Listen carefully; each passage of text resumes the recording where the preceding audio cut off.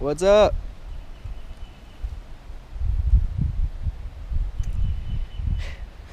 Are you guys ready? Hold on, let me clean them lens.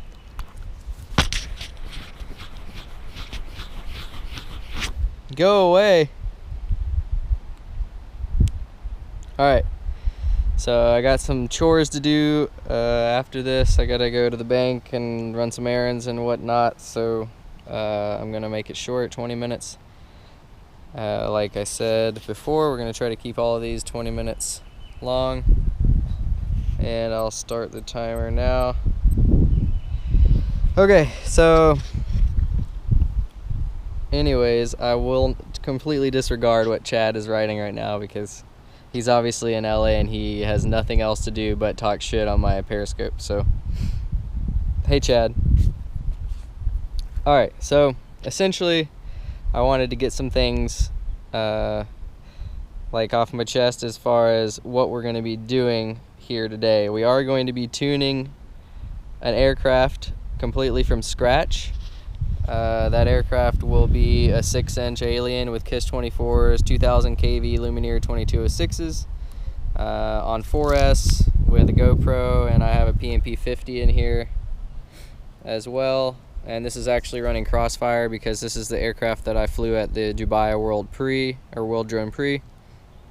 HS-177 and KISS flight controller and the Unify 5.8 800 milliwatt transmitter and the Triumph antenna from TBS. So that's exactly what we're running here. As far as battery goes, we're running the SMC 1300, and if you really want to get specific, I have an Impulse RC strap and a TBS strap and a Gowie strap and a lens cover and some little foamy pieces, and yeah, that's about it. It's pretty much every single part that's on that aircraft because I know somebody's gonna cry and ask exactly what was there, so there it is. That's all it is. Oh wait, there's some Turnigy wire in here and a shitty yellow XT60 connector and HQ 6x4.5 props. Okay, done with the specs.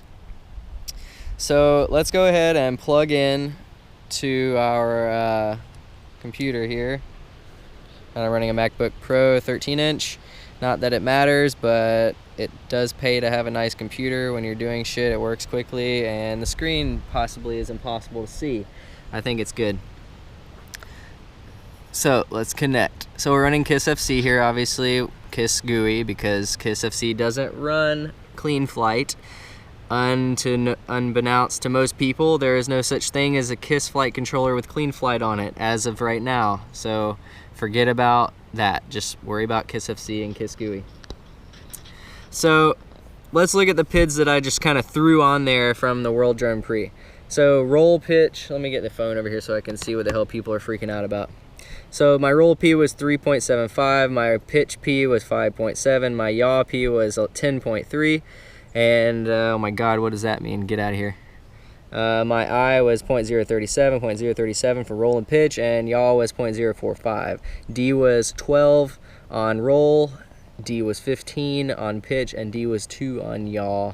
And then obviously the rates are, you can see the rates right there. I know it's slightly out of focus. I'm sorry. Somebody was taking pictures of my PIDs for my 6-inch Alien, which is completely useless because they suck. So good luck with those. I do want to mention that this is literally just kind of an arbitrary, like I hovered it in the hotel room and it flew well. The rates were similar to what I use on my 5-inch Alien, just a little bit dumbed down so it wasn't as twitchy when I was flying on the race. Now, this is a prime example of why you don't need a super well-tuned quad to race well. I will say that a well-tuned quad will help you fly better, as in it will do less of what you don't want it to do and more of what you want it to do, so you'll have less guessing to do. So essentially it's like buying a well-tuned track car versus buying a Toyota Corolla that's 30 years old. Obviously the well-tuned track car is going to be precise and do exactly what you want it to do, where the Corolla is going to say, oh, well, you're turning left right now, I think I'm going to go right. So again, better equipment equals a better flight performance, which equals not necessarily a better pilot, but it takes some of the guessing out of the equation. So again, I put these PIDs in and it kind of it made sense. It felt good. The pitch back and forth as far as roll axis went felt good. As far as in a hotel room, obviously, like I said, I built this aircraft in a hotel room the night I landed in Dubai, hovered it in the hotel room, and then actually did the maiden flight in my qualifying round. So again, you can't expect much of a tune out of like hovering inside of a hotel room. So don't talk about capacitors, please.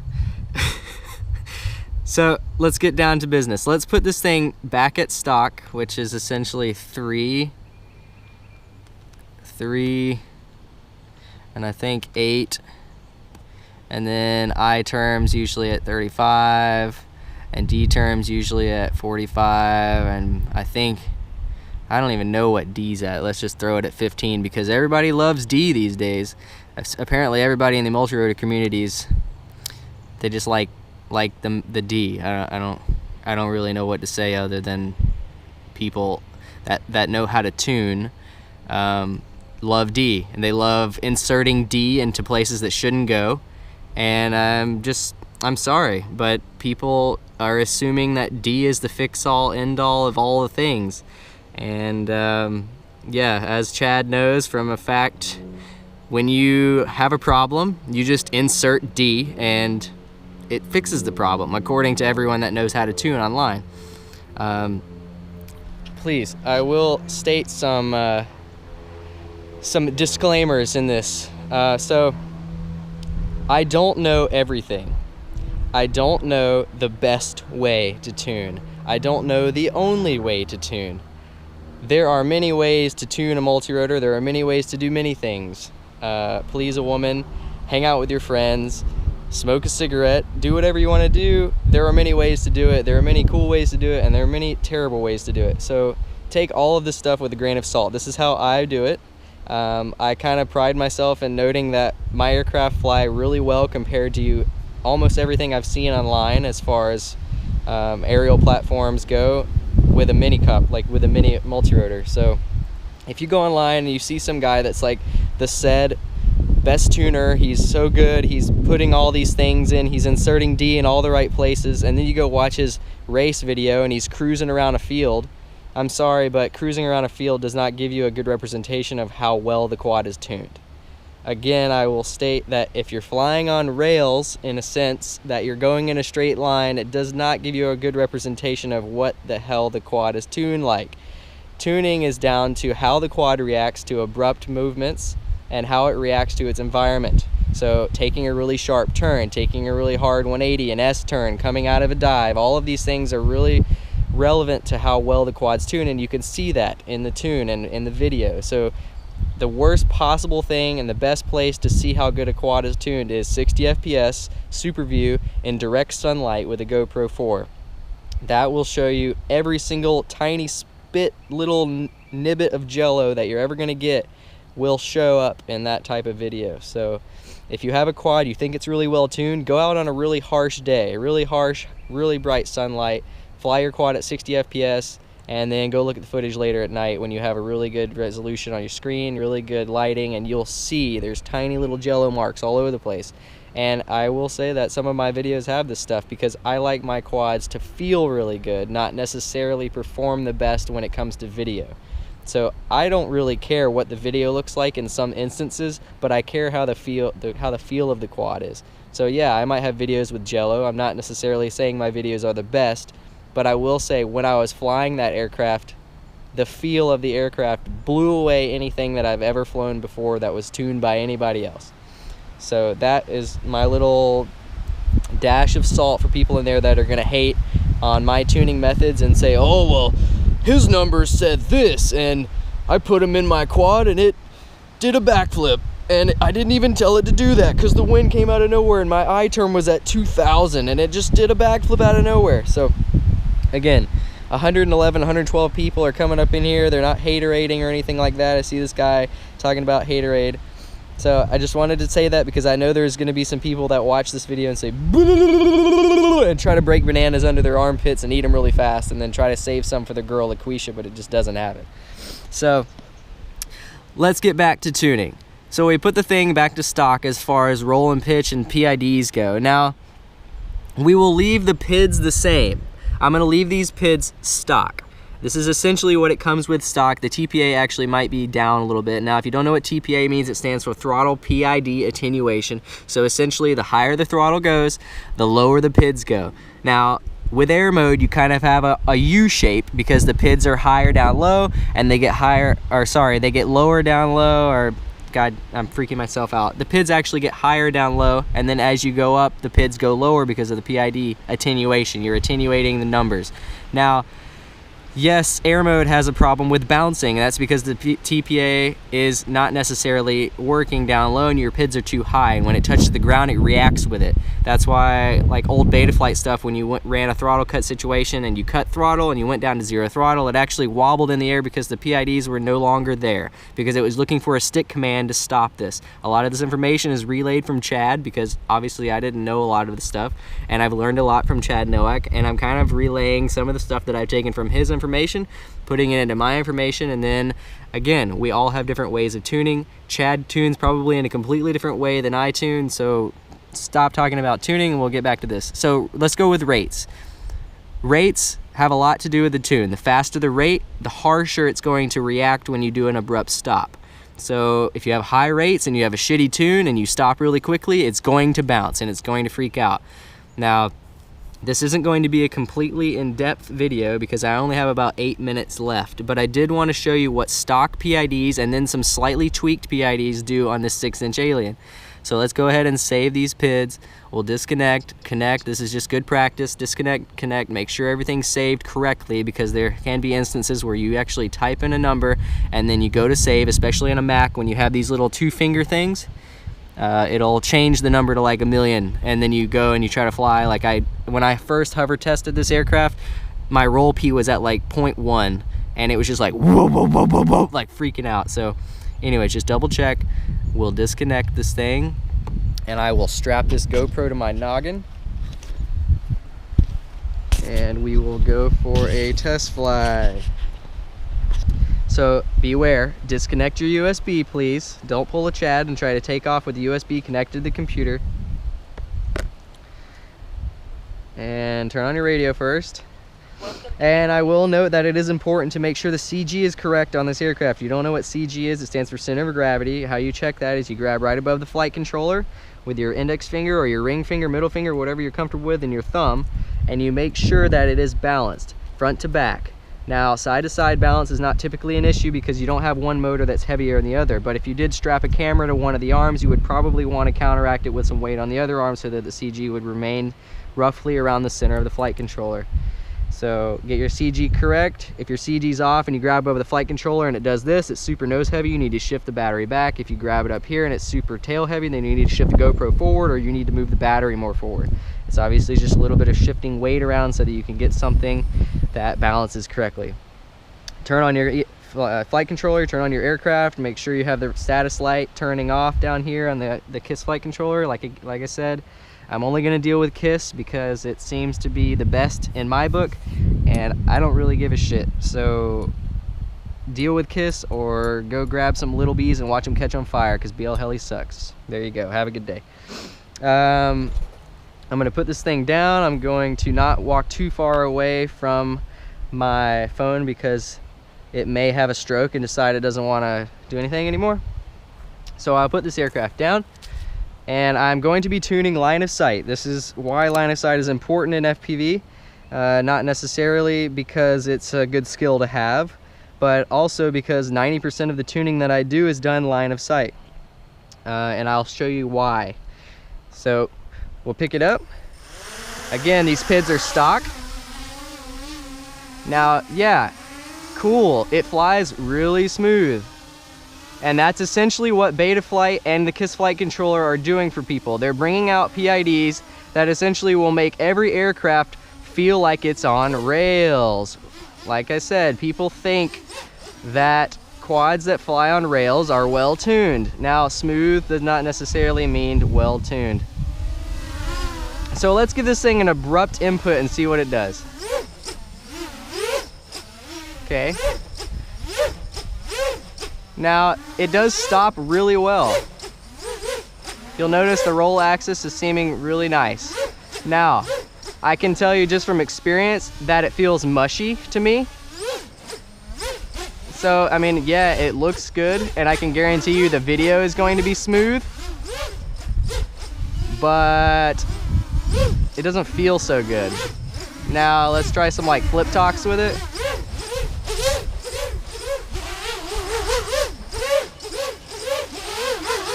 Okay, it's got a little bobble on the roll axis.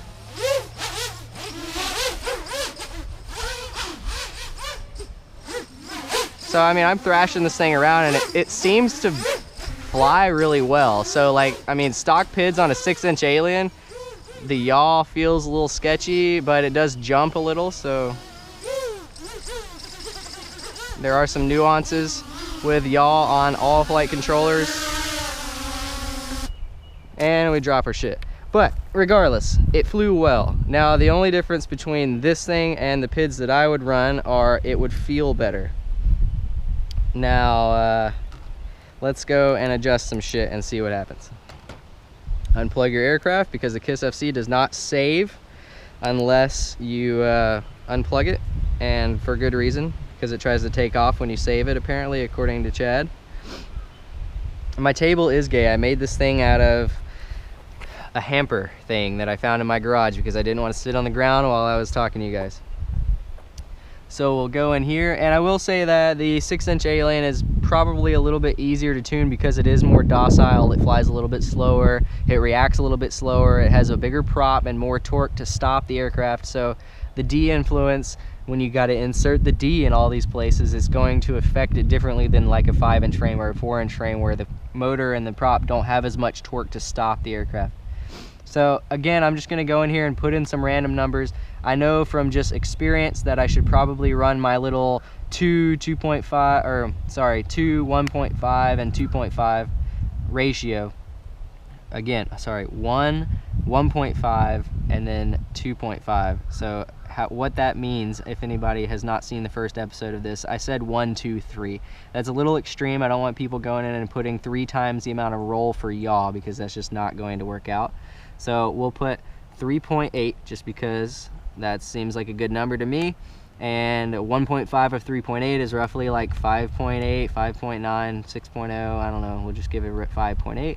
And then for yaw, we're gonna do 2.5. So 2.5 times 3.8 is roughly like 9 something, 10, I mean roughly around there. I'm just giving you ballpark numbers. Let's just put 9.8. Now, as I stated in the first episode of this, the best thing you can possibly have for feel is you want your P's to be high, and you want your I's to be high, and you want your D to be as low as it possibly can for the most crisp feeling aircraft. Again, you can get any aircraft to fly well on video, but how does it feel? This is what makes the aircraft better. This is what makes flight controllers better than other flight controllers. Yeah, you can grab an open toilet CC3D and you can throw it into an Alien and you can fly down the street and say, oh my god, it was so locked in, dude. It totally took that corner at 15 miles an hour and it was sick. Well, you know, the person piloting it probably was pooping their pants because open toilet told them that they should do that when they turn because their flight controller sucks. So I probably just like hated so hard on the open CC3D bullshit, but again, it's hard to tune, it doesn't work well, I don't like it, sorry. Now, I'm gonna leave my I's the same. I'm just going to increase P's right now because, again, if I adjust my P's, then I adjust my I's, then I've adjusted multiple things and I don't know what's happening. But again, you can do that. You can adjust two at the same time, but just know you're going to add more things to the equation you don't really understand yet. I do want to say that I want my I's up around 0.4 just from experience, and I'm just going to do that now, and I'll leave the P's where they are. I'll leave D's where they are because that seemed fine. You won't really see problems until you start really thrashing it around with high P's. So we'll save, disconnect, come back in. This is probably really confusing for a lot of people and I'm rambling, but note that if you watch it multiple times, you may grab some information from it.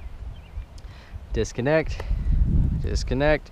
All we did was raise P's and we raised our I's a little bit up from stock. So we're at like 0.4 on pitch and roll on I, or 0.04, We're on 3.8, 5.7, 5.8, and then 9.8 for yaw. So we're good to go. We're gonna take off. Okay, so already it feels more responsive than it did before. I don't know if you can.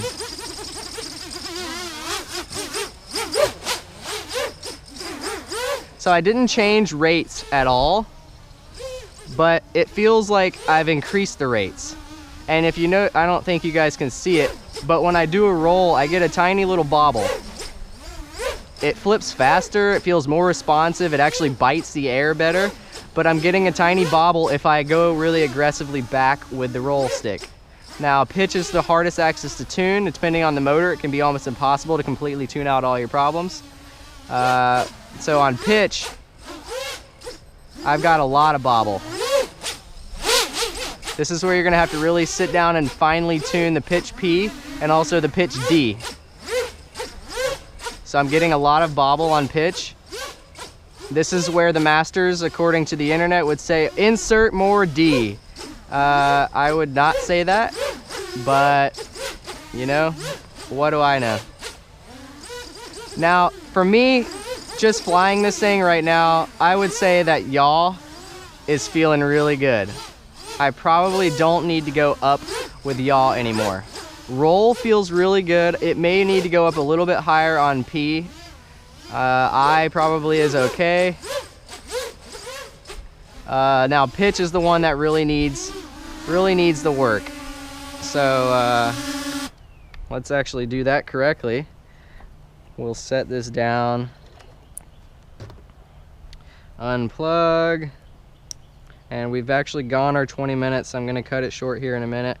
I just want to show you guys kind of like a really quick short tune. I know I talked a lot. So let's go in here. Our pitch axis had a little bit of issues with bounce back. So did our roll axis too. So yaw felt good. I'm gonna leave yaw where it is. I might actually bump I up a tiny bit. Now all of these things are different on all flight controllers. You cannot run high I's like this on a beta flight setup, so don't try it. If you're running high P's like this and you're trying to go high in your eyes on a beta flight setup, you're gonna have problems. If you try to run low D's like this with high P's like this on a beta flight setup, you're going to have problems. The D on beta flight is actually about 20 to 30% higher than KISS. Now, this is all just like random shit that I've kind of gathered up over the months and months of trying to tune shit. So again, don't go and just put these numbers in on your beta flight setup and expect it to fly well, because it's not going to. So let's actually try 6 on pitch P, and we'll bump pitch D up to 17. And we'll bump roll P up to like 3.95, and we will leave that like that, and we'll just see how it goes. Again, this is like stuff that you're gonna have to play with. I have never sat down with this airframe before. I'm just going off of numbers that I feel worked on my 5-inch. And again, a warp quad like an X frame is actually tuned completely differently. If you have an X frame, I think somebody asked that yesterday. I'll just go ahead and tell you that if you had an X frame on here, your roll and your pitch axis would actually be a little bit closer together in numbers. Your pitch is probably going to be a little bit higher than your roll in all cases, but it's probably going to be very close. So you might have 3.95, and then you might have 4.12, and your yaw actually might be at 9.5. And the reason that is because the weight distribution is so different on this aircraft. From front to back, you have a lot of weight distribution versus side to side. Now, again, I said the roll axis is a lot more sensitive than the pitch axis, where pitch and roll you can increase P's all day long and you're not going to have any issues until you start getting into ridiculous numbers. But with roll, if you start increasing it, like if I increased roll to 6.5 right now and I left all the other numbers the same, I would have increasingly ridiculous oscillations. So again, with an X frame, you're going to have around the same pitch and roll axis depending on the weight distribution. If you have a Plankton from SpongeBob and your GoPro's sitting up here and your battery's sitting down here, like all these Kriegers and crap that I see, I'm just sorry, but the mechanical limits of that aircraft is going to fly like shit just because of the weight distribution. So I don't have anything against those aircraft, but I do have something against how they fly. They fly like crap. I've flown.